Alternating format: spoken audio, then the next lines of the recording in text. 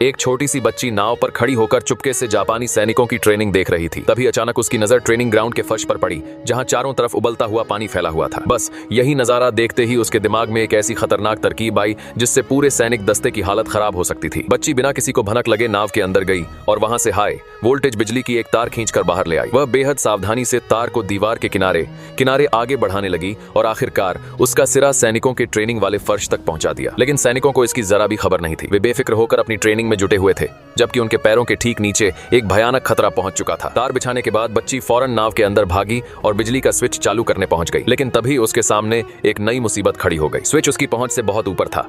बच्ची ने काफी कोशिश की, लेकिन उसका छोटा सा कद उसे स्विच तक पहुंचने ही नहीं दे रहा था। वह कुछ पल सोच में पड़ी रही। तभी अचानक उसकी नजर पास रखे पोछे पर गई और अगले ही पल उसके दिमाग में एक जबरदस्त तरकीब आ गई। उसने पोछा दोनों हाथों से कसकर पकड़ा, स्विच की तरफ निशाना साधा और पूरी ताकत से उछल पड़ी। धड़ाम! पोछा सीधे स्विच से जा टकराया और स्विच ऊपर हो गया। उसी के साथ बिजली का कनेक्शन चालू हो गया। अगले ही पल फर्श पर ट्रेनिंग कर रहे सैनिकों को जोरदार करंट लगा और वे तड़पते हुए इधर उधर उछलने लगे। उन्हें समझ ही नहीं आ रहा था कि आखिर हुआ क्या है। तभी बच्ची के परिवार वाले भी वहां पहुंच गए। बच्ची ने जिस तरफ उंगली करके इशारा किया, वहां का नजारा देखकर परिवार वालों की आंखें फटी की फटी रह गईं।